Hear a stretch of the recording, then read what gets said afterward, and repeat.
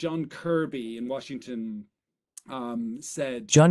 di Washington mengatakan bahwa orang Eropa perlu berhati-hati agar tidak memperburuk perang melawan Rusia. Dan seperti yang dikatakan Lavrov, saya pikir itu Lavrov, menekankan bahwa sangat mengkhawatirkan bahwa orang Amerika tidak menyadari bahwa mereka juga berada dalam garis tembak dalam perang nuklir. Sangat mengkhawatirkan bahwa mereka berpikir hanya orang Eropa yang akan menjadi korban, orang-orang yang akan mati jika situasi ini meningkat. Mam Stefheth the 4D.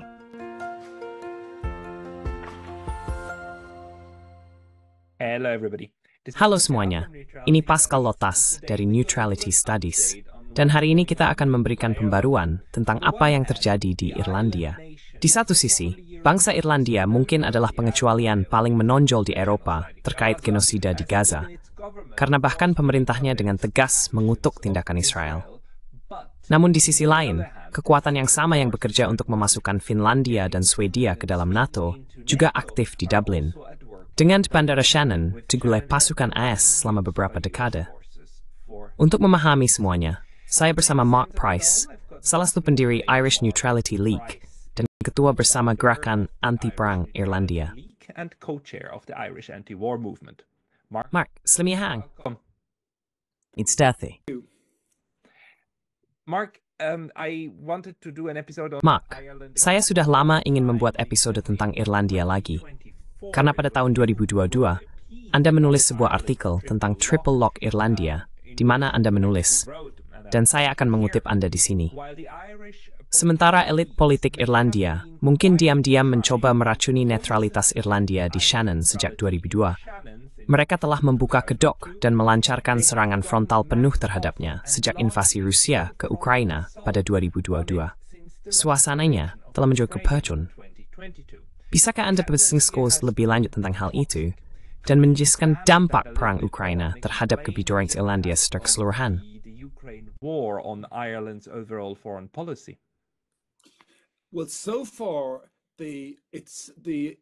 Sejauh ini, pengaruh praktisnya adalah bahwa Irlandia telah bergabung tanpa diskusi oleh perwakilan politik kami dengan sejumlah operasi keamanan Eropa seperti PESCO dan lainnya yang bisa saya sebutkan.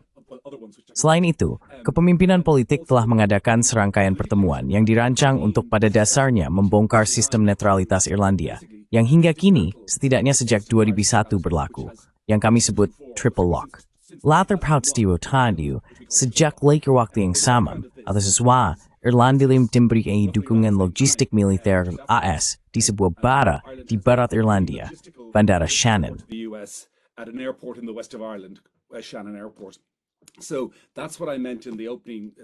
Jadi itulah yang saya maksudkan di tahap pembukaan tadi.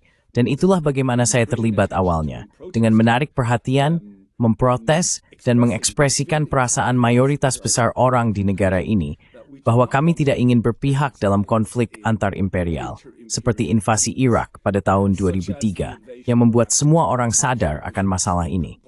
Namun, kepemimpinan kita, kepemimpinan politik kita, yang seperti yang Anda sebutkan di awal, atau mungkin Anda tidak, ya ada grogi.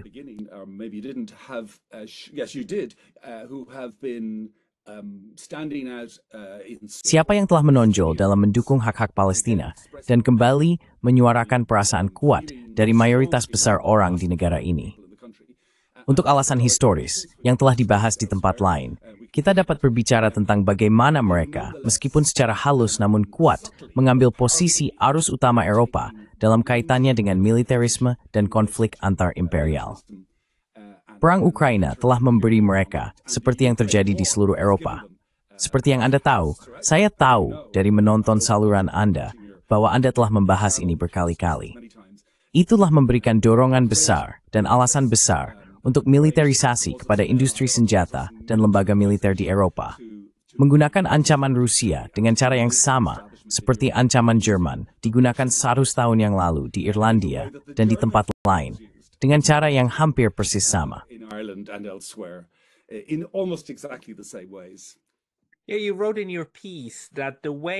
Anda menulis dalam artikel Anda tentang bagaimana Belgia, sebagai korban dalam Perang Dunia Pertama, digunakan di Irlandia untuk menggalang dukungan, mengirimkan anak-anak muda ke garis depan, yang saat itu masih dalam Kekaisaran Inggris, dalam UK, bukan? Ini sangat mengingatkan pada apa yang terjadi saat ini, dengan bagaimana Ukraina digambarkan sebagai korban tak berdaya. Kita harus mengirim senjata setujuan ke sana untuk membela diri sebelum gerombolan datang dari semua.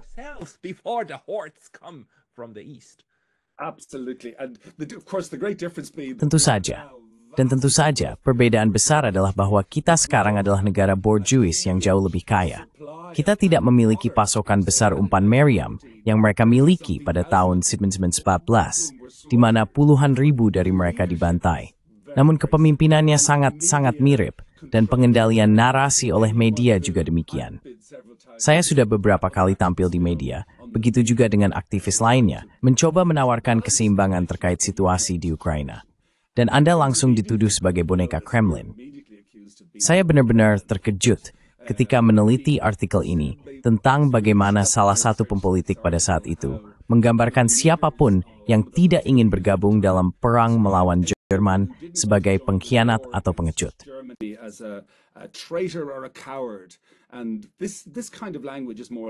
Dan bahasa semacam ini kurang lebih sama, bahwa kami para aktivis anti-perang di Irlandia adalah pengkhianat, gagal mengambil tanggung jawab kami untuk maju dan memikul tanggung jawab untuk keamanan Eropa. Maksud saya, artikel opini reguler di surat kabar terkemuka membicarakan bagaimana Ukraina adalah garis depan dalam pertempuran untuk demokrasi dan seterusnya di Eropa. Maksud saya, sungguh, gagasan bahwa kita secara langsung terancam oleh Rusia seperti kuda Troya, atau mungkin itu bukan metafora yang tepat, tetapi cara di mana hal ini dimanipulasi, terutama terkait dengan pertanyaan tentang kabel bawah laut yang merupakan infrastruktur di Atlantik. Banyak di antaranya melewati dekat pantai Irlandia saat melintasi Atlantik.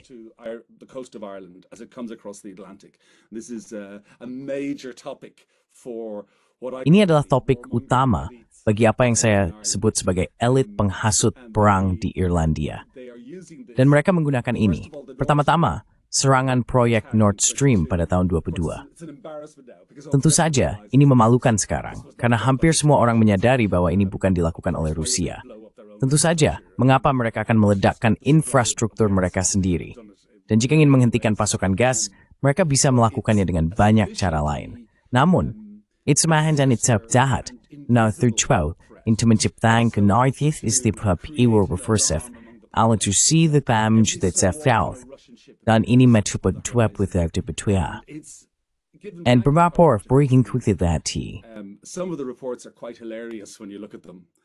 One report in April of last year. Satu laporan pada bulan April tahun lalu di RTA, saluran utama, saya membaca laporannya, saya tidak menontonnya, membahas tentang kapal Rusia yang muncul di lepas pantai barat daya, bagaimana Dinas Angkatan Laut dikirim untuk mencegat, dan bagaimana ada masalah dengan pendanaan Dinas Angkatan Laut.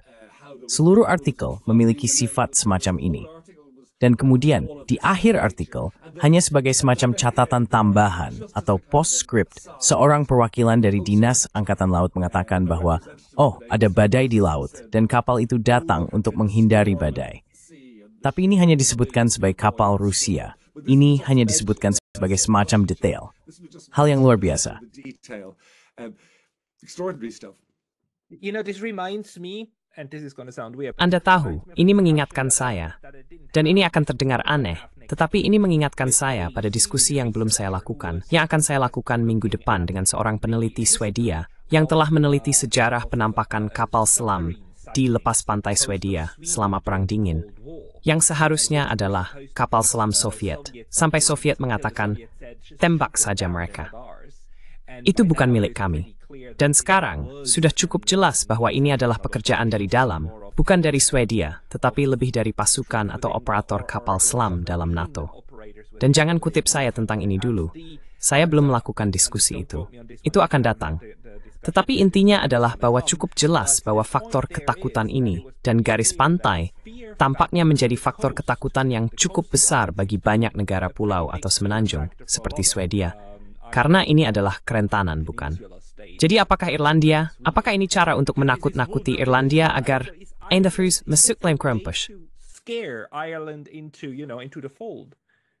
I think that undersea cables, anything like Saya pikir kabel bawah laut, apapun yang berada di bawah air adalah cara yang bagus. Jika Anda tertarik pada inflasi ancaman, maka tema-tema bawah tanah dan bawah laut seperti ini, mereka sangat Freudian saya kira.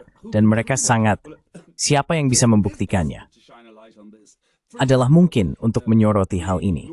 Misalnya, sabotase Nord Stream terjadi di sekitar negara-negara NATO. Surrounded by Apa yang kita pelajari dari itu adalah bahwa jika Anda ingin melindungi kabel bawah laut, Anda benar-benar tidak akan bisa melakukannya. protect no Maksud saya, area tersebut sangat luas.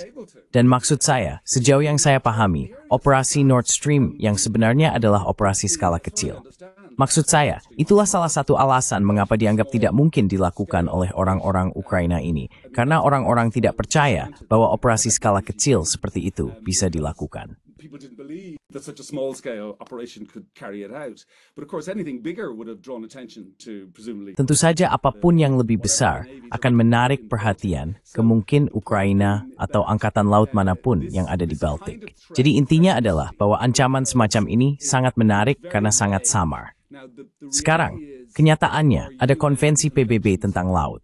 Dan seperti semua konvensi ini, mereka memerlukan kerjasama multilateral untuk mengawasi. Kami di Irlandia tidak perlu meninggalkan kebijakan netralitas kami, yang sebenarnya belum saya jelaskan dalam wawancara, dan mungkin akan saya jelaskan nanti. Nah, kami belum meninggalkannya, dan kami tidak perlu bergabung dengan upaya multilateral yang dipimpin PBB atau upaya multilateral lainnya untuk melindungi sejauh mungkin infrastruktur bawah laut. Dan ingat, omong-omong, bahwa infrastruktur bawah laut semuanya dimiliki secara pribadi. Ini dimiliki oleh perusahaan teknologi besar, dan dalam arti tertentu, Eva Gormawap Merkskra. it's in a sense it's their responsibility. Why, just for clarification, Hanya untuk klarifikasi, Mizuhabel berpita infrastruktur ini menjadi topik yang begitu sensitif di Irlandia. Menurut Irlandia, sekian stasiun breakdown feel so dependent on those? Well, I think Ya, saya pikir ini digunakan secara politis karena apa yang dikatakan oleh kepemimpinan, dan ini terutama salah satu pemimpin politik kita, orang kedua dalam komando selama beberapa tahun terakhir, seorang pria bernama Michael Martin. Dia telah menjadi wakil Perdana Menteri atau Menteri Luar Negeri, dan dia benar-benar mendorong isu ini. Apa yang mereka katakan bahwa tindakan teroris yang signifikan atau sabotas terhadap kabel-kabel ini dapat memiliki dampak ekonomi yang besar di Irlandia dan di tempat lain. Dan itulah argumen yang diberikan. Ini hanya diterima begitu saja oleh orang-orang.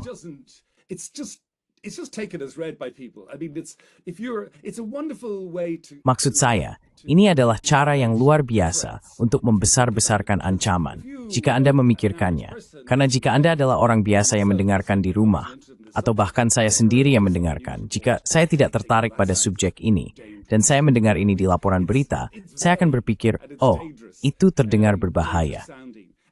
Anda tahu, itu samar dan terdengar berbahaya. Peristiwa Nord Stream mendukungnya, asalkan Anda tidak melihat terlalu dekat apa yang terjadi dalam kasus peristiwa Nord Stream. Tapi sebenarnya, seperti yang saya katakan, hampir tidak mungkin untuk mengawasi dan melindungi kabel-kabel ini. Dan saya pikir ini juga merupakan dalih untuk ekspansi kontrol teritorial NATO UA. Karena ini adalah dalih untuk memiliterisasi laut. It's a pretext for militarizing the sea. And we see a lot of that. We've seen a lot of that. Dan kita melihat banyak hal seperti itu. Kami telah melihat banyak hal seperti itu selama 2,5 tahun terakhir. Dan kita akan membahas netralitas Irlandia, tentu saja. Tapi pertama-tama, saya benar-benar perlu menanyakan kepada Anda tentang perbedaan di sini. Karena sementara cerita tentang media di Irlandia yang terlibat dalam, pada dasarnya mengobarkan dukungan pro-perang, dan perasaan pro-perang sangat akrab bagi siapapun di Eropa dan Amerika Utara yang tidak buta terhadap bagaimana media kita beroperasi. Tapi Irlandia menarik, karena sebagian besar Eropa, tidak semua, tetapi sebagian besar juga agak bosan dengan Gaza. Mereka mulai menggunakan kerangka berpikir, oh, Israel yang malang diserang pada 7 Oktober, en zal mu papa step phrase win forward meninjo for Ferini. Like nobody could ever have come like nobody could have ever seen this coming. How people who are living in a concentration camp could ever. Bagaimana orang-orang yang tinggal di kamp konsentrasi bisa melakukan sesuatu yang mengerikan seperti itu. Dan sekarang, Israel pada dasarnya bisa melakukan genosida terhadap seluruh populasi. Ini dianggap baik karena menyasar Palestina. Dan banyak media Eropa mendukung hal itu. Tentu saja, saya menyederhanakan dan melebih-lebihkan, tetapi itulah nada dasarnya. Sekarang, Irlandia tidak. Mereka mendukung ketika menyangkut Ukraina, tetapi tidak dengan Gaza. Dan Anda menggunakan kerangka perang antar imperialisme. Dan saya pikir itu ada hubungannya dengan itu. Bisakah Anda menjelaskan lebih lanjut dan menjelaskan mengapa Gaza berbeda? Could you expand on that and explain why Gaza is different? Yes, and just before I give the main explanation, Ya, dan sebelum saya memberikan penjelasan utama, saya baru saja membaca beberapa hari yang lalu bahwa Bono, yang mungkin salah satu penghibur paling terkenal kita, tentu berada dalam posisi arus utama Eropa. Dia tidak banyak membuat pernyataan, tetapi tampaknya mereka memiliki investasi dalam perusahaan yang didukung Israel dengan berbagai cara, atau mereka terlibat. Namun, dia muncul setelah 7 Oktober dan membuat permohonan dukungan untuk para korban 7 Oktober, dan belum mengatakan apa-apa sejak itu, tetapi sangat dalam semangat itu. Mengapa orang Irlandia secara naluriah sebagian besar mendukung Palestina adalah karena kami adalah koloni Inggris. Kami adalah vasal Inggris selama bertahun-tahun, selama berabad-abad. And indeed, I do a stall for years. I work on the street on a Saturday if I have get. Saya bekerja di jalan pada hari Sabtu, jika saya punya waktu untuk membagikan selebaran dan petisi, terutama dalam setahun terakhir ini, untuk mendukung Palestina. Jalan yang saya kunjungi adalah jalan yang sangat populer di Dublin bagi para pengunjung. Hampir semua orang yang berkunjung akan melewati jalan ini. Banyak orang datang dari Irlandia Utara, dan ketika mereka datang ke stand, tingkat dukungannya sangat besar jika mereka berasal dari komunitas nasionalis. Maaf, Titas Katolik. Saya katakan kepada orang-orang di sekitar, orang-orang ini apa koloni pemukim. Apa yang terjadi setelah 7 Oktober di beberapa bagian Irlandia Utara adalah bahwa bendera Israel muncul di jalanan. Sekarang, siapa yang menyimpan bendera Israel jika mereka mungkin perlu menunjukkan solidaritas dengan negara tertentu? To show solidarity with the particular country, and the answer is that in Northern Ireland. Dan jawabannya adalah bahwa di Irlandia Utara, terutama Inggris, mendirikan koloni pemukim sejak tahun 1900, yang tidak pernah mereka lakukan di selatan dengan cara yang sama. Tetapi mereka memang menjajah negara tersebut dengan cara yang lebih canggih, bisa kita katakan. Pada tahun 1920-an, ketika Inggris sedang meletakkan dasar untuk koloni Zionis di Palestina, terkenal Gubernur Yerusalem, Ronald Storrs, berkomentar kepada seseorang pada tahun 1920 bahwa yang mereka bayangkan adalah sebuah Ulster Yahudi kecil di wilayah tersebut, di Palestina. Itu memberi Anda wawasan tentang bagaimana Inggris, yang merupakan kekaisaran pertama yang mendukung tujuan Zionis, tetapi bukan satu-satunya tentunya, tetapi yang pertama, melihat koloni ini sebagai benteng, sebagai basis operasi maju untuk menjaga kepentingan mereka di wilayah tersebut. Kepentingan minyak mereka yang sudah penting, dan sebagainya. Kepentingan strategis. They're already important oil interests and so forth, strategic interests. And the Irish history of national Dan sejarah Irlandia tentang identitas nasional atau mitologi asal-usul jika Anda suka. Dalam esai saya kembali ke Wolfe Tone, yang saya pikir adalah revolusioner Irlandia pertama. Dari tulisannya pada tahun 1990 dalam sebuah pamflet, mengapa kita harus bergabung dengan Inggris yang berencana berperang dengan Spanyol? Mengapa kita harus bergabung dalam pertempuran atas nama Inggris? Kita tidak sama dengan Inggris. Jadi, seluruh rasa identitas Irlandia berasal dari memisahkan diri dari Inggris. Namun, dan oleh karena itu dari kepentingan imperial, ini adalah poin kuncinya. Dan ini adalah kunci untuk memahami sikap populer Irlandia terhadap Palestina. Tetapi sikap elit Irlandia terhadap Palestina dapat diwakili oleh Bono dan oleh para pemimpin politik kita, yang meskipun mereka membuat pernyataan pro-Palestina, melakukannya sampai batas tertentu dengan terpaksa. Kami ini maximal gross to memiturfolik imperial length. Their political imperial masters. So, if I may, I Please, Jadi, jika saya boleh, tolong hentikan saya jika saya berbicara terlalu banyak, tetapi kami baru saja mengadakan pemilihan umum. Orang yang sama yang saya sebutkan, Tuan Martin, yang merupakan wakil Perdana Menteri, mencoreng dirinya sendiri 2 minggu sebelum pemilihan. Dia mengumumkan bahwa jika orang-orang memilih partainya, salah satu dari 2 partai konservatif kapitalis utama, mereka akan mengesahkan UU Wilayah Pendudukan. Ini adalah sepotong undang-undang yang telah ada di meja selama beberapa tahun dan telah ditunda, tertunda dan ditunda oleh partai-partai ini. Ini adalah RUU yang akan melarang perdagangan dengan permukiman ilegal di tepi barat. Dan awalnya diajukan oleh senator independen, termasuk senator Francis Black. Jadi 2 minggu sebelum pemilihan, Martin muncul dan mengatakan, jika Anda memilih kami akan mengesahkan RUU Wilayah Pendudukan. Dengan kata lain, insitswaarheid subarm met en gilbodjer thanks tap prodjer berdealet. just trying to get a few left votes if he can. A day later, the American ambassador, whose name Sehari kemudian, Duta Besar Amerika yang bernama Claire Cronin mengirim email ke pemerintah yang kemudian bocor oleh sebuah jurnal hebat di sini di Irlandia. Dan email itu mengatakan, oh, saya pikir ini bisa memiliki dampak yang sangat serius jika RUU ini disahkan. Saya pikir pemerintah harus memikirkan ini dengan sangat hati-hati. Dan saya tidak mengada-ada, tetapi 12 jam kemudian, Martin muncul dan berkata, kami telah memikirkan kembali hal ini. Yang sebenarnya kami maksudkan adalah kami perlu melihat kembali RUU ini. Jadi sementara elit Irlandia akan muncul, karena mereka harus, Anda mengerti, karena mayoritas besar orang mendukung Palestina, karena sejarah dan identitas dengan kolonialisme dan sebagainya. Elit tersebut telah dijajah sejak awal. Oleh karena itu, elit tersebut pada tahun 1915 normalis elit mera, die sproth was singaptik orang brampinten mer in de meet to nanangertig thing. Aramd mas speaking.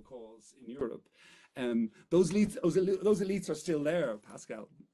But I just can't lose the memory of. Tapi saya tidak bisa melupakan ingatan tentang Frank Aiken, salah satu pejuang kebebasan terbesar Anda, dan kemudian menjadi Menteri Luar Negeri.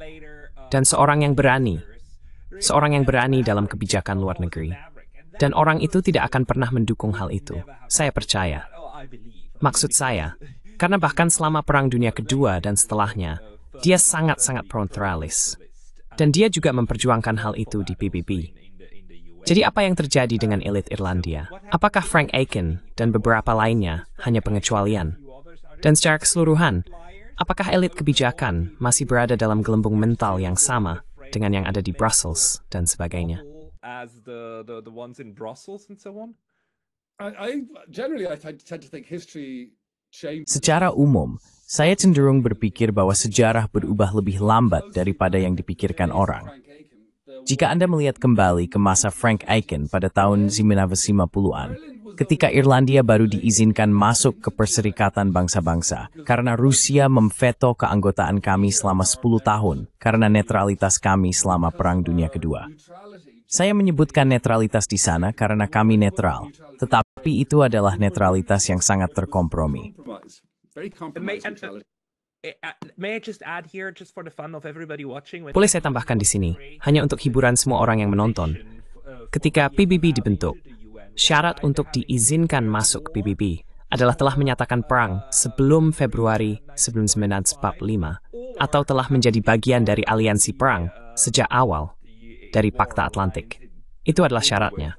Jadi untuk bergabung dengan organisasi perdamaian yang bertujuan menghapuskan perang, Anda harus menyatakan perang. Dan jika Anda tidak menyatakan perang, Anda tidak bergabung dengan asosiasi perdamaian. Anda tahu sweet old my dogwa pada ansbab enam. Dan Austria setelah Irlandia, kapais kesepasan backup star. Ini yang menunjukkan modifikasi di seluruh resource ini. Tapi silakan lanjutkan. Hypocrisy of the entire affair. But please continue. I never knew that, and that's so explains. Itu adalah fakta. Saya tidak pernah tahu itu, dan itu menjelaskan banyak hal. Sangat menarik. Baru-baru ini, maksud saya benar-benar dalam beberapa minggu terakhir, dokumen negara terungkap terkait kunjungan oleh Taoiseach, Perdana Menteri saat itu, Eamon de Valera, pada akhir perang tahun 1945, menyampaikan belasungkawa kepada perwakilan Jerman di Irlandia atas kematian Adolf Hitler. Kita bisa mempertanyakan ini. Jelas. Anda dan saya, orang-orang yang bisa mengatakan seberapa pantas itu, mengetahui bahwa dia pasti memiliki pengetahuan tentang apa yang telah dilakukan Hitler. Namun demikian, netralitas ini dan juga netralitas yang dimiliki negara Irlandia selama perang sangat terganggu, Dallas.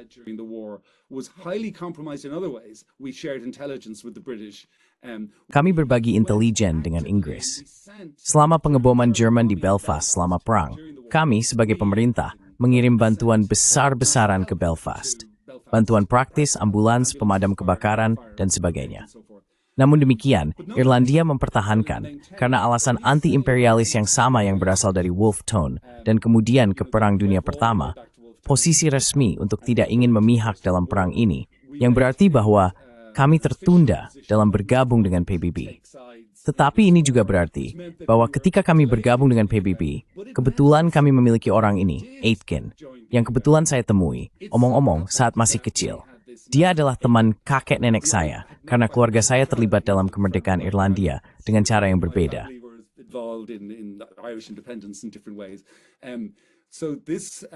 Jadi orang ini, Aitken, memiliki ide yang sangat kuat. Dia benar-benar menganggap PBB dengan serius. Dia benar-benar percaya pada apa yang dikatakannya. Dia adalah salah satu dari orang-orang yang menganggap serius gagasan penjaga perdamaian. Namun bahkan saat itu di Irlandia dia memiliki saingan politik. Mereka berdua berada di bawah De Valera yang merupakan pemimpin besar selama bertahun-tahun.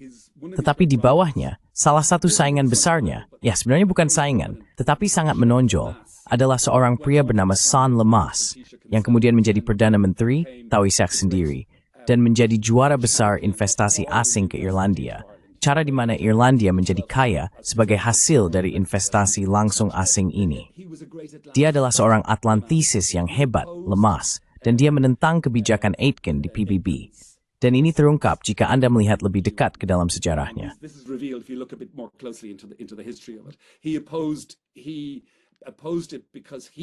Dia menentangnya karena dia ingin Irlandia berpihak pada Amerika, bukan Inggris pada tahap itu. Amerika, kekaisaran baru, dalam Perang Dingin. Namun, Aitken menolak dan tetap teguh, dan sebagai hasilnya, memainkan peran kuat untuk negara yang sangat kecil dalam mempromosikan non-proliferasi nuklir dan misi penjaga perdamaian. Misi penjaga perdamaian menjadi pusat identitas militer Irlandia. Kami adalah negara yang selalu memiliki militer yang sangat kurang berkembang. Kami memiliki kepolisian yang cukup berkembang. Maksud saya adalah dalam aparatus negara yang represif, kepolisian kami sangat mapan dan sangat menjadi institusi yang ada di seluruh negara dengan cara yang berbeda dengan kekuatan politik yang besar. Namun militer kami benar-benar bisa dibilang lemah.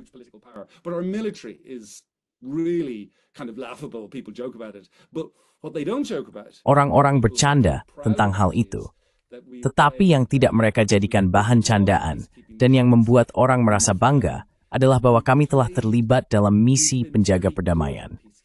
Kami sangat baik dalam misi penjaga perdamaian. Sebuah laporan tahun 1990-an menunjukkan bahwa hanya 2 negara yang tidak dituduh melakukan kejahatan perang selama penjaga perdamaian. Karena bahkan tentara penjaga perdamaian pun melakukan hal-hal mengerikan. Namun Kuba dan Irlandia pada saat itu masih memiliki catatan bersih. Saya tidak yakin seberapa benar ini masih berlaku. Jadi orang-orang dengan tepat bangga dengan peran penjaga perdamaian. Dan pekerjaan Aitken di PBB menonjol dalam mempromosikan penjaga perdamaian dan upaya untuk membongkar netralitas Irlandia. Triple lock yang masih harus kita bahas adalah argumen kunci bagi mereka yang ingin melangkah lebih jauh. Isabing thathenyu, tiwa system and dambraward betipin soward affirm therminth, emalith, ramat. Has entered into a terminal decline, which it hasn't. No, it hasn't. It needs to be. I need to say this because Tidak, there's a lot of belum. people- Saya perlu mengatakan ini karena ada banyak orang yang menonton program-program ini yang menjadi sangat sinis tentang hal itu, tentang banyak hal. Dan penjaga perdamaian adalah salah satunya. Tapi sejujurnya, ada cara yang baik untuk melakukan penjaga perdamaian ketika itu benar-benar atas undangan dari kedua belah pihak. Yang mungkin mengapa Irlandia melakukannya dengan baik. Karena agar penjaga perdamaian berhasil, Anda perlu bersikap netral. Helm biru perlu bersikap netral. Dan mereka perlu bekerja dengan baik dengan semua pihak. Sekarang, sayangnya, Apa yang telah kita lihat selama beberapa dekade terakhir adalah bahwa orang-orang menyalahgunakan istilah ini dan kemudian juga menggunakannya ketika mulai mengerahkan pasukan bertindak salah satu pihak.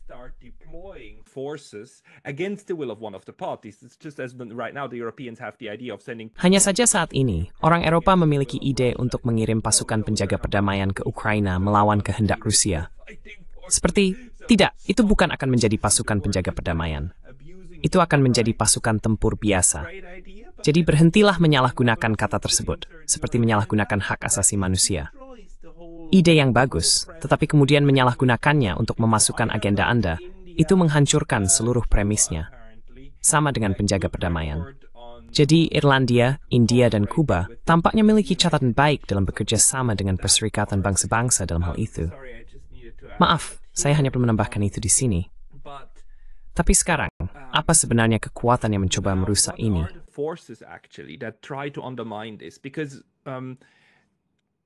Karena Irlandia, seperti Swedia, Finlandia, tetapi juga Swiss dan Austria, dulunya memiliki, maksud saya, memiliki sejarah netralitas yang sangat kuat, dan masih memiliki sejarah netralitas. Bersama dengan Swiss dan Austria, mereka masih kuat. Dan Malta, omong-omong, jangan lupakan mereka. Mereka keluar dari perasaan untuk kebijakan ini. Dan meskipun tidak pernah sempurna, tidak ada yang pernah sempurna. Ya, apa kekuatan yang saat ini bekerja melawan ini? Bandara Shannon adalah contoh yang sangat semil. Tetap ada juga, saya kira, menggalang dukung untuk perjuangan Ukraina. Bisa bertumi lebih banyak?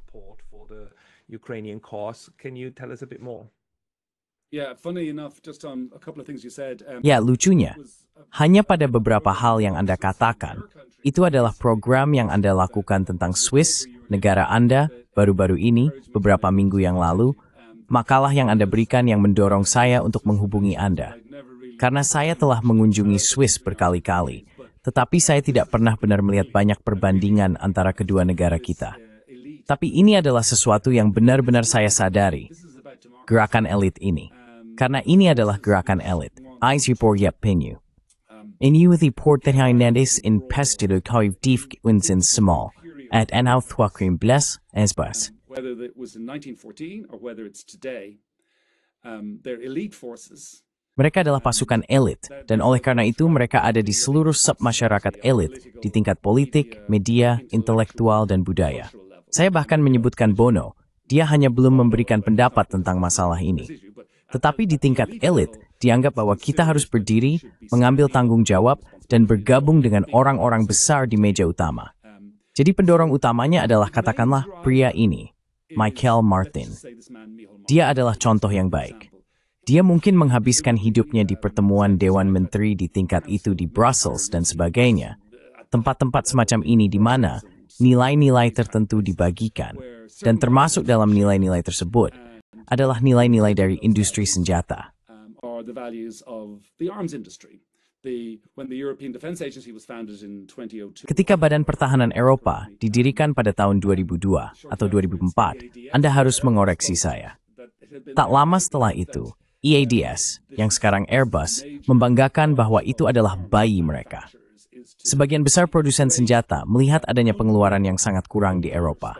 Dan ketika Trump, yang diduga anti-NATO, itu bukan karena dia anti-perang. Itu karena dia ingin lebih banyak uang dihabiskan oleh orang-orang. Dia ingin orang-orang menghabiskan 5%, bukan hanya 2% dari PDB mereka untuk industri ini. Jadi itulah salah satu kekuatan utama, seperti yang Anda ketahui, adalah militerisme sebagai bisnis. Dan geopolitik berkontribusi pada hal ini, dan sulit untuk mengetahui mana yang lebih dulu. Which comes first? Jadi ya, kami tidak mengulang seluruh sejarah konflik Ukraina. Jelas, Anda sudah sangat familiar, dan orang-orang yang mengikuti saluran Anda juga sangat familiar dengan masalah ini. Tapi kita tahu bahwa ada dorongan dari Barat untuk ekspansi NATO, dan bahwa ini sangat terlibat dalam kompleks industri militer, dan bahwa telah ada perkembangan bersamaan di Eropa selama 20 tahun sekarang, 25 tahun, untuk meningkatkan militerisme, meningkatkan pengeluaran militer, mengamankan perbatasan Eropa, dan membongkar sistem internasional. Sistem internasional, bagian paling cacat menurut saya, agar bagian pornya mamping this is my opinion, is also the most important part of it. The most flawed part of it, in one sense, is Bagian yang paling cacat dari itu, dalam satu pengertian, adalah tampaknya satu-satunya cara untuk membuat kekuatan besar setuju bergabung dengan Dewan Keamanan pada tahun 1945 adalah dengan memberi mereka hak veto, karena diakui bahwa Liga Bangsa-Bangsa telah gagal, menjadi tidak berguna, karena orang Amerika yang memulainya bahkan tidak repot-repot hadir, dan Prancis serta Inggris hanya terus menggunakannya sebagai senjata lain dalam alat imperialisme mereka. Jadi diakui, sejauh yang saya pahami, bahwa satu-satunya cara untuk membuat kekuatan besar duduk di sekitar meja adalah dengan mengatakan, baiklah, Anda bisa memiliki hak veto. Dan tentu saja, hak veto ini adalah hambatan yang mengerikan, tetapi juga merupakan kekuatan terbesar. but it's also the greatest strength. Because if, as you alluded to earlier, but just Karena jika, seperti yang Anda singgung sebelumnya, bayangkan jika misi penjaga perdamaian katakanlah ke Ukraina, bagian Ukraina yang diduduki oleh Rusia, atau ke bagian tepi barat yang diduduki oleh Israel, salah satu dari itu akan diveto oleh Rusia atau Amerika Serikat, masing-masing, dua anggota P5 yang secara otomatis akan memveto salah satu dari itu. Dalam kasus tersebut, jika Irlandia atau negara lain bergabung dengan kelompok pertempuran Eropa, atau misi penjaga perdamaian Eropa, ke salah satu tempat ini, seperti yang Anda tunjukkan, ini tidak akan terjadi. Ini hanya akan menjadi kelompok pihak lain, pihak yang berperang. Saya mengulangi apa yang Anda katakan. Jadi apa yang para pemimpin kita inginkan adalah mereka ingin kita menghadapi kesulitan serius yang dimiliki sistem PBB. Dan khususnya fakta bahwa tidak ada misi baru yang diumumkan selama 10 tahun sekarang, selama 11 tahun sekarang, TM Sebas. So may force mis perms parmalgrau. there have been no new peacekeeping missions, and they want to take this as a reason to abandon. Dan mereka ingin menggunakan ini sebagai alasan untuk sepenuhnya meninggalkan sistem dan memihak satu sisi. Dengan kata lain, meninggalkan piagam PBB yang sebenarnya, yang meskipun memiliki kekurangan, masih merupakan satu-satunya hukum yang mungkin di atas semua kekuatan yang bersaing di dunia. Mereka ingin kita meninggalkan itu dan memihak satu sisi, alih-alih melakukan apa yang seharusnya kita lakukan, apa yang dipahami oleh Aitken. Karena bahkan saat itu, ya straight people, our dearing mana. Bedagan fatho, mereka kurang brave dengan mereka sendiri. Tushiwa, tasaber taring, yova perdemorin membuat keras, otak, dan empeyu. Aku ingin memperfuji pesan ini negosiasi dan dulu untuk publik prospek kor. Ia seperti regis antar mereka. Anda tidak bisa merknegis. Be in the middle between them. You can't take sides between them. No, you're right, and I'm just realizing something. Tidak, Anda benar. Dan saya baru menyadari sesuatu selama pembicaraan ini, yaitu bahwa hak veto di Dewan Keamanan sebenarnya adalah cara untuk menetralisir seluruh institusi secara paksa. Dan dalam hal ini, karena dalam satu pengertian, dan saya pikir ini adalah arah yang dituju, musuh besar dari perang bukanlah semata-mata perdamaian. Bukan dengan berteriak damai, damai, damai. Karena mari kita ingat bahwa Stoltenberg terus mengatakan senjata adalah jalan menuju perdamaian. Maksud saya, dia adalah seorang aktivis perdamaian, bukan? Seorang aktivis perdamaian melalui senjata. Musuh besar dari perang, tentu saja. Ini seperti membalikan ide, tetapi musuh besar dari perang sebenarnya adalah netralisme. Karena itu adalah penolakan aktif terhadap penggunaan senjata secara aktif untuk mendapatkan apa yang Anda inginkan, bahkan ketika situasinya sangat genting. Even when the situation is really dire, and in this sense, you know, Dan dalam hal ini, Anda tahu, piagam PBB pasal 51 bagi saya adalah masalah terbesar dari piagam ini, karena mengatakan Anda dapat menggunakan kekuatan untuk membela diri dan membela diri secara kolektif. Dan negara-negara netral melepaskan hak itu, bukan? Mereka mengatakan seperti, kami tidak akan secara kolektif membela orang lain. Kami tidak melakukan itu. Kami hanya membela diri kami sendiri. Jadi Irlandia yang netral, seperti Swiss dan Austria, sebenarnya memiliki janji perdamaian yang lebih kuat dalam buku daripada PBB. Dan kekuatan di Irlandia yang ingin melepaskan itu sekarang memiliki masalah bahwa mereka perlu melawan perasaan intuitif dari populasi Irlandia. Dan perang di Gaza sebenarnya jauh lebih jelas. Genosida di Gaza jauh lebih jelas bagi orang Irlandia. Apakah Anda memiliki harapan bahwa keburukan yang jelas dari situasi ini sebenarnya membantu tabka bagian yang lebih besar dari Eropa untuk bangun terhadap realitas omong kosong perang yang sedang diberi mas makan kepada kita? Nonsense that's being fed to us. I've some hope, Pascal, but I also Saya memiliki sedikit harapan, Pascal. Tapi saya juga realistis bahwa hal ini dibiarkan terjadi. Dan kemudian itu terjadi, dan itu mengerikan. Namun orang-orang yang membiarkannya terjadi tahu bahwa itu akan terjadi pada tingkat tertentu. the evidence Oleh karena itu, saya tidak berpikir bukti dari kengerian ini, maksud saya. Apa yang merupakan kekejaman yang paling luar biasa yang disiarkan langsung yang kita ketahui di zaman kita akan membangunkan orang-orang. Ini mungkin mempengaruhi jumlah kelompok masyarakat populer daripada elit yang membawa beberapa representasi yang salah. Ini mungkin membuat publik di tempat-tempat tertentu menentang kebijakan ini, kebijakan kolusi dengan genosida. against this policy. Di sini di Irlandia dan di tempat lain, ini adalah masalah demokrasi. Here in Ireland and elsewhere, this is an issue of democracy.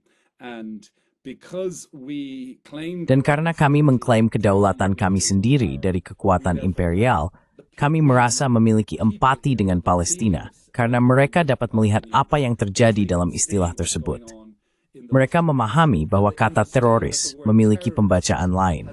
Ini adalah sesuatu yang diketahui secara naluriah oleh orang-orang di global selatan. Tetapi orang-orang di sini di barat cenderung mempercayai penggunaan resmi kata teroris yang dalam istilah elit barat hanya dianggap sebagai penjahat. Titik. Namun, orang-orang luar elit tersebut memahami bahwa seorang teroris bisa menjadi pejuang berkaan, bisa menjadi seseorang berusaha merebutkan kedaulatan dari kekuatan kolonial. from colonial whatever. The Irish public don't have that. Masyarakat Irlandia tidak memiliki perasaan naluriah terkait situasi di Ukraina, tetapi mereka memiliki ketidakpercayaan naluriah terhadap elit yang mengatakan kepada mereka tentang perlunya berperang. Jadi saya ingin berbicara jika boleh sedikit tentang triple lock di Irlandia. Pada tahun 2001, penting untuk membahas ini, karena ini adalah masalah yang rumit. Masalahnya adalah, jika Anda mencari triple lock, en anchazir bermula asuransi di disgrace befthang thrope siri keluf jurudhu. Having tapit to erase death, nuwat namamitan triple lock to aparala. Further down the list, you'll come across the triple lock in Ireland. So what the triple lock here means is Jadi, yang dimaksud dengan triple lock di sini adalah bahwa pada tahun 2001 ada referendum untuk mendukung perjanjian Nice yang bertujuan untuk integrasi Eropa lebih lanjut. Populasi Irlandia menolak ini. Ada jajak pendapat yang dilakukan yang menunjukkan bahwa ada kekhawatiran di antara populasi bahwa ini akan mengarah pada integrasi militer lebih lanjut, kerjasama di Eropa, dan oleh karena itu kehilangan netralitas. Naiding the chikawar top than team before you think remember numium arper mertitha di sefil spile the merlisin deal. leadership counterparts in Seville in Spain and issued a declaration. And in this declaration, they said that if Dan dalam deklarasi ini, mereka mengatakan bahwa jika Irlandia bergabung dengan entitas Eropa yang baru, itu tidak akan mempengaruhi kebijakan. Yaitu, jika lebih dari 12 personel militer Irlandia pergi ke luar negeri, mereka harus mendapatkan persetujuan dari pemerintah, eksekutif, parlemen atau DAIL, dan ketiga, PBB. Tidak disebutkan apakah itu Majelis Umum atau Dewan Keamanan, hanya PBB. Ini dikenal sebagai triple lock. Ini dapat dilihat sebagai jaminan penjaga perdamaian. Karena secara efektif berarti kita hanya dapat pergi dalam misi penjaga perdamaian atau dalam petualangan yang disetujui pasal 51. Perjanjian tersebut kemudian diajukan kembali kepada rakyat Irlandia setahun kemudian. Dan mereka memberikan suara ya. This treaty was then put to the Irish again a year later and they voted yes. And the same thing happened in 2009 for the Lisbon. Dan hal yang sama terjadi pada tahun 2009 untuk perjanjian Lisbon, integrasi lebih lanjut. Triple lock kembali diproduksi. Dalam 2 tahun terakhir, sejak invasi Ukraina, elit Irlandia yang lagi-lagi dipimpin oleh pria ini, Martin, pemimpin partai Fianna Fáil, berada di bawah tekanan besar karena kami diberitahu bahwa itu tidak lagi sesuai dengan tujuan di bawah kondisi keamanan baru, yaitu ancaman Rusia di timur. Eropa sekarang berada dalam situasi yang sama sekali berbeda, dan triple lock tidak lagi sesuai dengan tujuan, dan kita harus meninggalkannya. the triple lock. Itulah yang terus-menerus diberitahukan kepada kita, karena itu menjadi penghalang bagi keterlibatan Irlandia dalam keamanan Eropa. Involvement in European security. I think, And, Mark, Saya pikir, Mark, kita seharusnya benar-benar membuat saran dan mengatakan, ya, triple lock harus dihapuskan demi unilock. Jika Ursula von der Leyen ingin mengerahkan anak-anak Irlandia, maka mereka harus pergi. Maksud saya, apa yang bisa salah? Apa yang bisa salah? what could go wrong? What could go wrong? Yeah, Ya, mesti dapat para pemimpin, allowed, ada yang nimisin dekat dan berlanjut.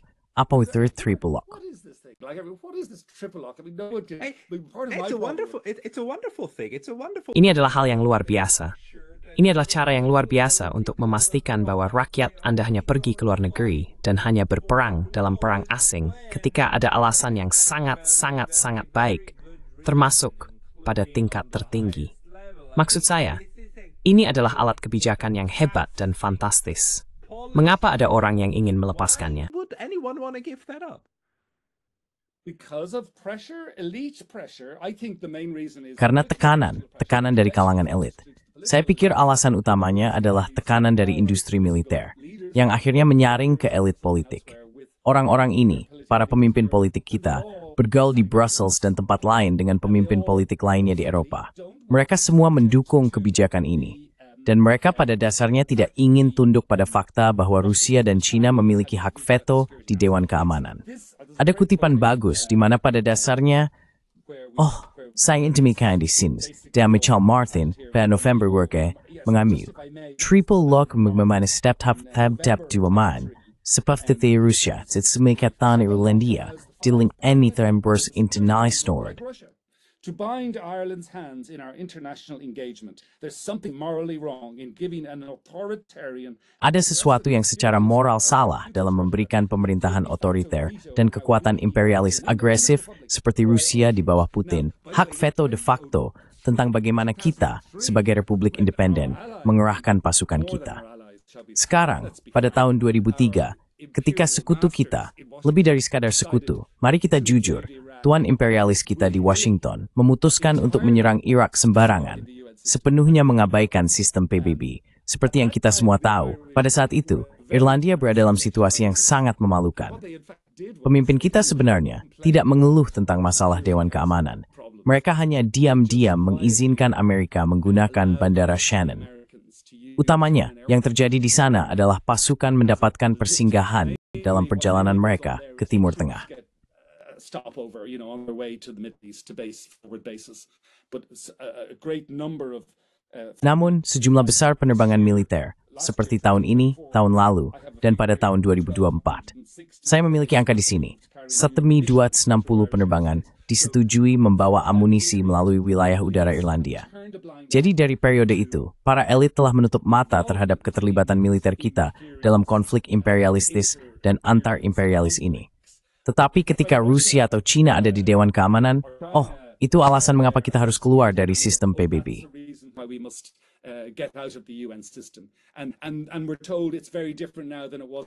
Dan kita diberitahu bahwa sekarang sangat berbeda dibandingkan tahun 1939 atau 1945. Namun tentu saja tidak demikian. Dunia saat itu seperti sekarang terpecah dengan blok-blok kekuasaan semacam ini, saling menarik satu sama lain. Dan kita, negara kecil kita, memainkan peran yang sangat besar jika Anda mau, karena Frank Aiken dan orang-orang sepertinya mempromosikan untuk tidak memihak. Sebenarnya, hanya satu hal, jika saya boleh, ada laporan dan hal-hal yang saya baca di mana dia akan duduk di antara delegasi Israel dan delegasi Arab di PBB. Maksud saya, dia tidak bisa melakukan itu sekarang, karena orang Israel menganggap kita, Anda tahu, telah sepenuhnya kehilangan kredibilitas kita dengan mereka pada saat ini. Tapi kemudian, bahkan saat itu dia bisa terlihat mencoba instingnya untuk menjaga perdamaian. Saya tunjukkan dalam esai saya, sudah ada sejak Perang Saudara Irlandia. Michael Collins dan De Valligny. Between Michael Collins and De Valera, even though he himself had been a revolutionary and involved. Meskipun dia sendiri pernah menjadi seorang revolusioner dan terlibat dalam kekerasan, ini adalah hal Ini mungkin kembali ke apa yang Anda katakan, bahwa musuh dari netralitas Anda katakan adalah musuh dari perang, bukan perdamaian. Ini adalah sesuatu yang lain. Ini lebih berkaitan dengan realisme, lebih berkaitan dengan... Saya pikir ini yang saya pikirkan. Saya pikir ini berkaitan dengan cara berpikir yang mengatakan bahwa jika ada perang yang sedang berlangsung, itu harus diakhiri. Jadi mari kita akhiri cepat atau lambat. Dan itu harus diakhiri dengan membawa orang ke meja dan berbicara dengan masuk akal. Tapi Anda tahu semakin lama Anda menundanya. Saya melihat seseorang tadi malam di Alistair Crow, di acara Judge Napolitano, Mearsheimer, saya pikir menyarankan bahwa 600.000 orang Ukraina telah meninggal. Tentara telah meninggal sudah. Maksud saya,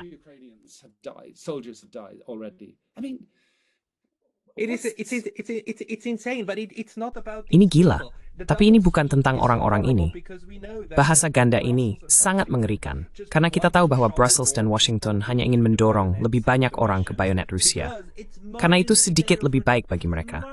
Ini sedikit baik, karena sedikit menjaga narasi bodoh mereka tetap hidup.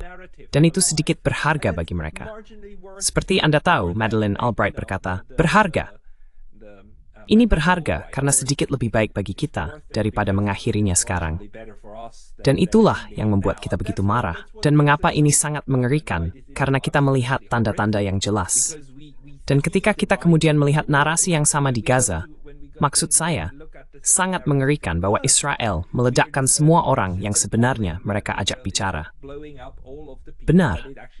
Itulah cara kita tahu siapa yang sebenarnya tidak menginginkan perjanjian damai di Gaza. Kantemen menos mengstong besimrektvavkin, terutama ketika Anda mendekat dengan gencatan senjata. Maksud saya nemengkiri ingin menangis. Pertanyaan saya. The question to me... No, Sestebah no abisesti. Mumus memi bicara anyuthnan. please. No, just to follow what you said, like when, Hanya untuk mengikuti apa yang Anda katakan, ketika Boris Johnson muncul di Istanbul, kita tahu ceritanya. Ya. Dan Nuland baru-baru ini mengakui bahwa kami tidak akan menerima kesepakatan ini. Dan yang benar-benar tragis adalah bahwa pada tahap itu, Zelensky siap untuk membuat kesepakatan. Dan berapa banyak nyawa yang hilang, berapa banyak orang yang meninggal karenanya. how many people died because Which really leaves but one question. Yang benar-benar hanya menyisakan satu pertanyaan terbuka. Bagaimana bisa selama sekitar 70 tahun sejak Perang Dunia Kedua, atau setidaknya sejak akhir Perang Dingin, Washington dan kelompok ini di Brussels berhasil melakukan neokolonisasi, mengkolonisasi Eropa secara mental sedemikian rupa, sehingga Eropa merasa bahwa kepentingan terbaiknya adalah kepentingan terbaik Washington. Ini adalah hal baru. Kami belum pernah mengalami ini sebelumnya. Maksud saya, gelombang kolonisasi yang berbeda ini, yang mana orang Eropa bertanggung jawab, yang omong-omong, adalah alasan mengapa Amerika Utara berkulit putih, kan, dan sebagian hitam, karena cara kita orang Eropa melakukan kolonisasi. The way that we Europeans did colonization, but what's currently. Namun, ini apa yang sedang terjadi saat ini. Pengabaian kepentingan pribadi, terutama ketika menyangkut Jerman dan sebagainya, dengan kepentingan Washington. Ini adalah sesuatu yang belum saya pahami, mekanisme bagaimana hal ini bekerja. Namun, ini ada hubungannya dengan para elit yang memiliki lebih banyak keuntungan.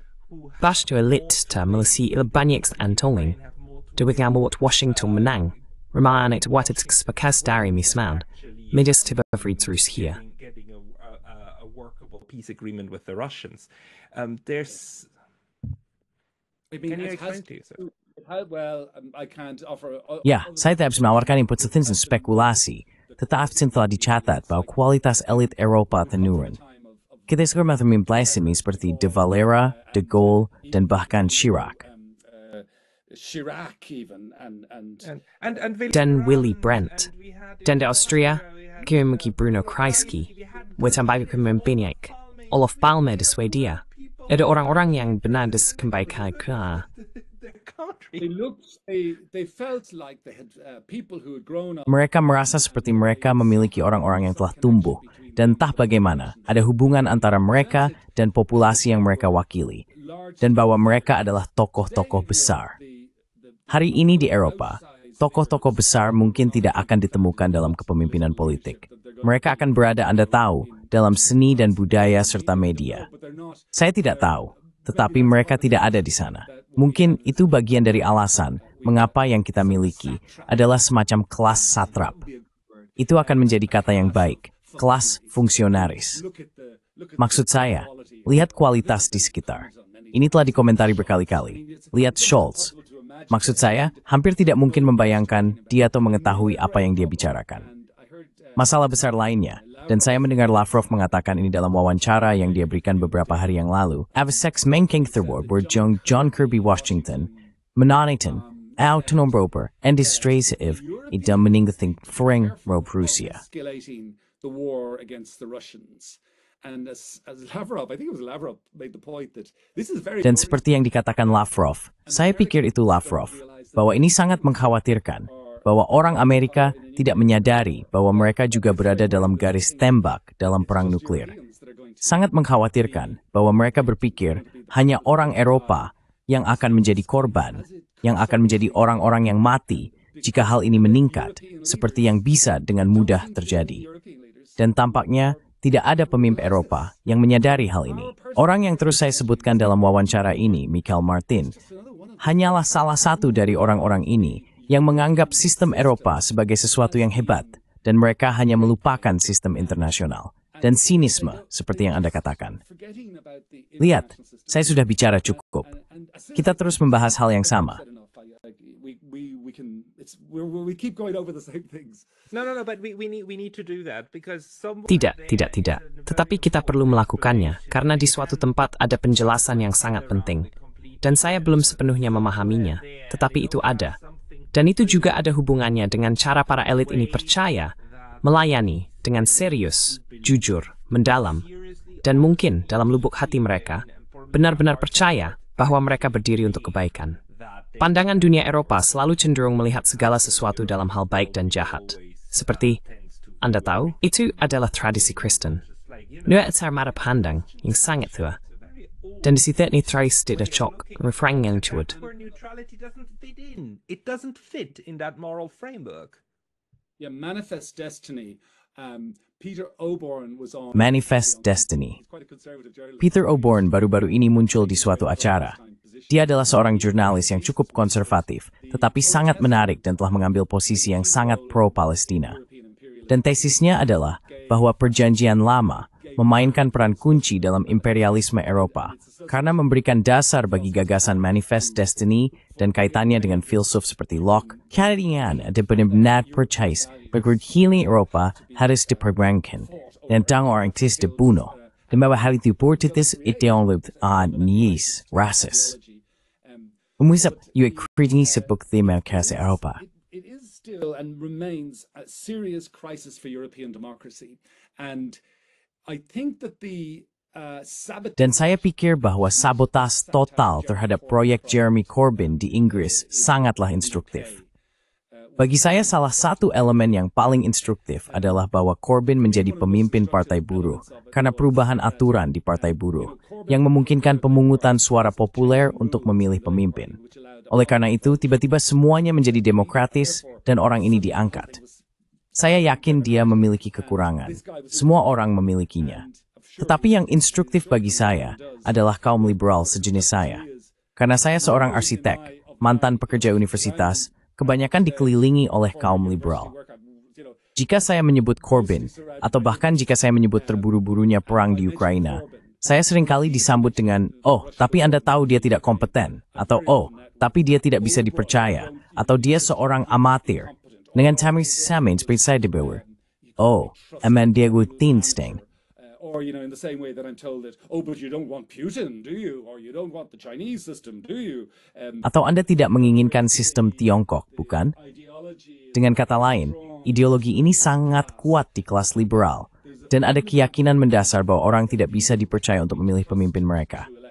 Dan ini muncul dalam cara kata populis digunakan sebagai senjata. Saya menulis sedikit untuk Private Eye. Saya seharusnya tidak mengatakan itu karena seharusnya tidak ada byline. Tapi editor, itu adalah tulisan yang hebat. Saya sangat menikmatinya. Tetap dapkin di sini di Irlandia. Tapi editor yang bekerja dengan saya, tendensi membuka populis, terhadap dua salas di kalangan elit, benar Smallford, terhadap mulai bertauj spesial seperti berfarmasi tour. People can't be trusted to do what's right for them. And I think the result is Dan saya pikir hasilnya adalah Keir Starmer adalah, Anda tahu, Olaf Scholz adalah, Macron adalah, atau hanya cara Macron mengabaikan pemilu baru-baru ini dan memasukkan Anda tahu salah satu mitra bisnisnya yang terpercaya, rekan atau apapun. Anda tahu orang-orang yang bisa dipercaya untuk melakukan hal yang benar bagi kelas bisnis sebagai Perdana Menteri. Dan hanya mengabaikan gerakan populer yang sebenarnya, yang sangat mengesankan di Prancis baru-baru ini, di mana kiri dan bersatu, dan tahu benar-benar kianlah mulai bermain politik tanpa satu yang maling. Tapi gimana pun, tidak. Tapi ini tidak menjawab pertanyaan Anda. Ini mencoba menjawab pertanyaan Anda. Bagaimana kita berambil dengan situasi? this is trying to answer your question how we ended up at the situation of I agree, and that's another one of these. Saya setuju. Dan itulah salah satu ironi besar lainnya. Orang-orang yang berteriak keras-keras, demokrasi, demokrasi, adalah anti-demokrat terbesar yang bisa Anda temukan di bawah matahari. Tapi itulah yang harus kita hadapi. Dan lihat, kita sudah mendekati akhir waktu. Jadi saya harus mengakhiri video di sini. Tapi Mark, jika orang ingin membaca lebih banyak dari Anda, kemana mereka harus pergi? Want to read from you, where should they go? oh gosh, I've been telling Oh, people astaga. that I'm going on the Saya sudah memberitahu orang-orang selama 2 minggu terakhir bahwa saya akan menggunakan internet dalam 2 minggu karena saya sangat tidak paham teknologi. Tapi saya telah mengunggah esai saya di ResearchGate karena itu adalah sesuatu yang saya miliki ketika saya bekerja di universitas. Jadi jika Anda mencari Mark Price, University College Dublin, Anda akan menemukan penelitian saya. Itu adalah tempat di mana artikel-artikel saya berada. Dan saya hanya sesekali mengunggah sesuatu. Jadi saya menerbitkan sedikit tentang seni dan arsitektur, dan sedikit tentang ini, dan saya perlu mengunggah lebih banyak hal. Tapi mereka bisa menemukan artikel yang saya buat tentang netralitas, beberapa hal yang saya lakukan tentang netralitas, beberapa hal politik dengan mencari itu, dan saya pikir mudah untuk mendapatkan artikelnya. looking up that. And I think it's easy to get the articles. Okay, everybody. Tidak semuanya ber-ResearchGate dan cari Mark Price. Mark, terima kasih banyak atas waktu Anda ini. For your time today. Nikas Pascual, Sid Thosgower. Bye.